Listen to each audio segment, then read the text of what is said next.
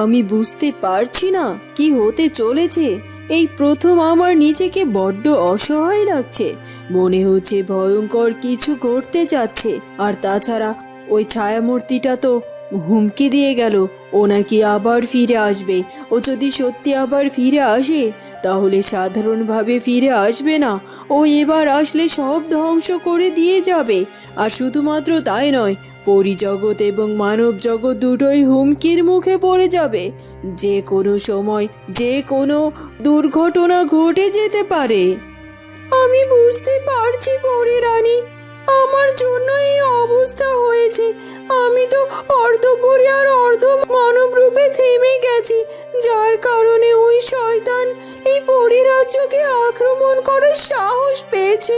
আমার মনে হয় পরিরানী, এবার আমাকে আমার নিজের প্রাণ বিসর্জন দেওয়ার সময় এসেছে। কারণ আমি যদি আমার প্রাণ বিসর্জন দেই তাহলে এই সব অভিশাপ মুছে যাবে। ওই শয়তান পরিরাজ্যের বা মানব রাজ্যের কোনো ক্ষতি করতে পারবে না। এসব কি বলছো কি তুমি ফুলপরি? তুমি তোমার প্রাণ বিসর্জন দেবে মানে?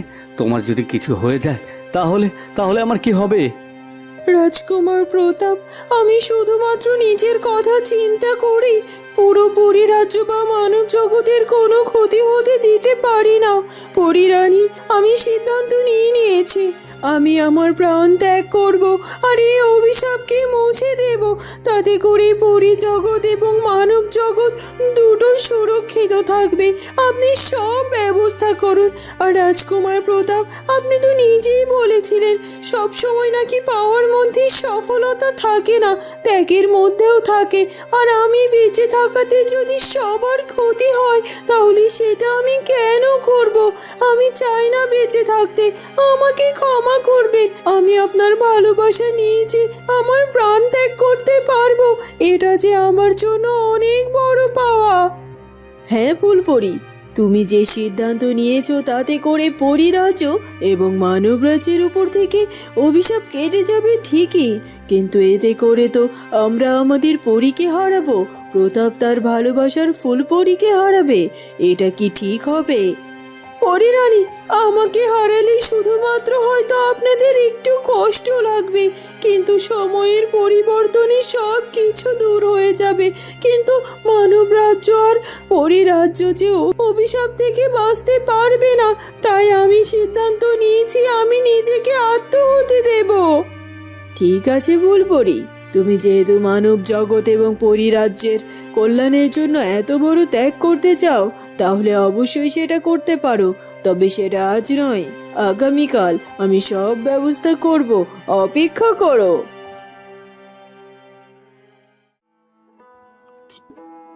ওদিকে ফুলকুমারী বড় আশায় বুক বেঁধে আছে।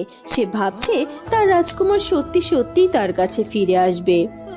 আমি জানি রাজকুমার চন্দ্রকুমার, তুমি অবশ্যই আমার কাছে ফিরে আসবে। আমার ভালোবাসার প্রতি আমার বিশ্বাস আছে, আর এই বিশ্বাস কখনো নড়চড় হবে না। কারণ আজ নয় কাল তোমাকে যে আমার কাছে ফিরতেই হবে। কারণ তুমি তো আমাকে কথা দিয়েছিলে যে আমাকে ছেড়ে কখনো কোনো দিনও তুমি চলে যাবে না, আর সেই কথার খেলাপ তুমি করতে পারো না। হ্যাঁ, আমি জানি সবাই বলছে মহারাজের মতো তুমি ওই পৃথিবী থেকে চলে গিয়েছো, তুমি নাকি মরে গেছো। কিন্তু যে যাই বলুক না কেন রাজকুমার চন্দ্রকুমার, আমি কোনো কিছুই বিশ্বাস করি না। আমি শুধুমাত্র আমার মনকে বিশ্বাস করি, আর আমার মন কখনো কোনো দিনও ভুল কিছু ইঙ্গিত করে না। আর তাই তো আমার মন বলছে তোমাকে আমি ঠিক ফিরে পাবো, তুমি ঠিক আবার আমার কাছে ফিরে আসবে। আর তাই তো আমি তোমার জন্য অপেক্ষা করে বসে আছি। ফিরে এসো রাজকুমার চন্দ্রকুমার, ফিরে এসো। তোমাকে ছাড়া যে আমি বড্ড কষ্টে আছি। তোমার কি একটিবারের জন্য তোমার ফুলকুমারীর কথা মনে পড়ছে না? কিভাবে আছো তুমি আমাকে ছাড়া? তোমার ফুলকুমারী তোমার জন্য অধীর আগ্রহে অপেক্ষা করছে। ফিরে এসো, ফিরে এসো রাজকুমার।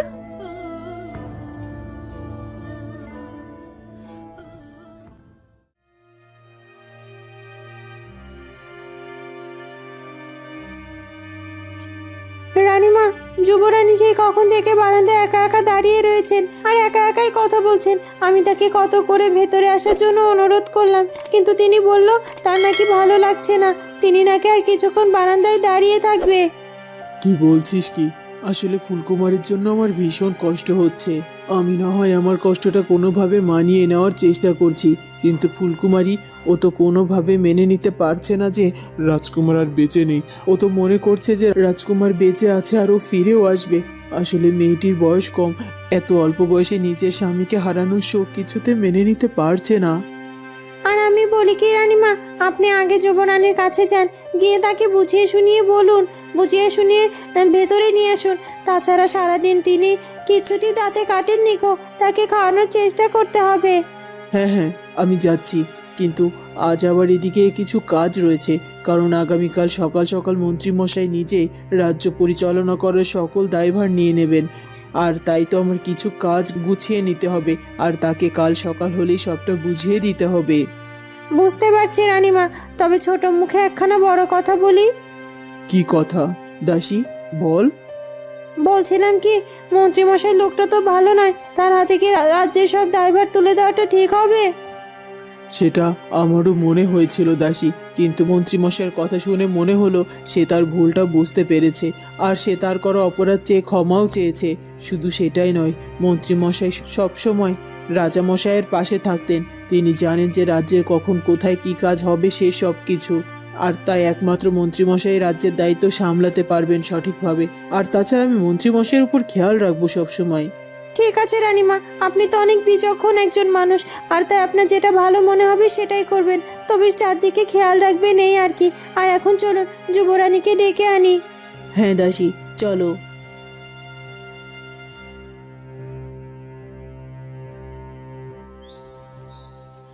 এরপর কেটে যায় বেশ খানিকটা সময়, সন্ধে নেমে যায়। তখন একজন প্রহরী মন্ত্রীমশাইয়ের কাছে গিয়ে হাজির হয়। হে কি প্রহরী, এই সময় আমার কাছে যে কোনো খবর আছে নাকি? হ্যাঁ মন্ত্রী মশাই, বিশেষ একটি খবর দেওয়ার জন্য আপনার কাছে এসেছি। ঠিক আছে, তাহলে বলো কি বিশেষ খবর, আর কে বা পাঠিয়েছে আমাকে সে খবর? আসলে বিশেষ খবর পাঠিয়েছেন আমাদের রানীমা। সে বলেছেন সে সমস্ত কাজ গুছিয়ে ফেলেছেন এবং আগামীকাল সকালবেলায় রাজপ্রাসাদের সকল দায়িত্ব আপনার হাতে তুলে দেবে। আপনি সব রকম প্রস্তুতি নিয়ে তারপর সকাল সকাল রাজসভায় হাজির হয়ে যাবেন। কাল সকাল সকাল রানীমা আমাকে রাজ্যের সব দায়িত্ব বুঝিয়ে দেবেন? তার মানে রাজ্যের সব কিছু আমার দখলে চলে আসবে। রাজ্য, ওই রাজ সিংহাসন, আমার এতদিনের স্বপ্ন কাল থেকে পূরণ হয়ে যাবে। আর এই প্রহরী এটাও বলছে রানীমা নাকি ইতিমধ্যে সব গুছিয়ে ফেলেছেন। আমি তো ভাবতেই পারিনি মহারাজ মারা যাবার সাথে সাথে এত বড় সুখবর আমার জন্য অপেক্ষা করছে। কি হলো কি মন্ত্রী মশাই, আপনি চুপ করে আছেন যে, কিছু বলছেন না? কেন, আপনি কি কাল সকাল সকাল রাজসভায় উপস্থিত হতে পারবেন না? অবশ্যই, আমি অবশ্যই কাল সকাল সকাল উপস্থিত হয়ে যাব।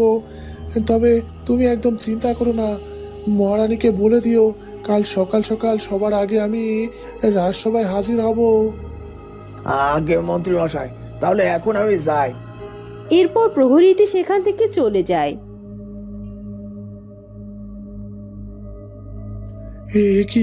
এ কি শুনলাম আমি? আমি তো বিশ্বাসই করতে পারছি না। সত্যি সত্যি আমার স্বপ্ন পূরণ হবে, আর মাত্র আজকের রাতটা বাকি।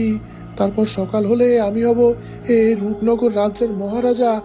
আর একবার যদি আমি কোনোভাবে রাজ্যের সব দায়িত্ব নিয়ে নিতে পারি, তাহলে চিরকালের মতো এই রাজ্যকে আমি আমার করে নেব। আর ওই মহারানী আর ওই যুবরানীকে আমি তখন আমার পথ থেকে সরিয়ে দেব, আর আমার উর্মিমালাকে আমি ফিরিয়ে আনবো।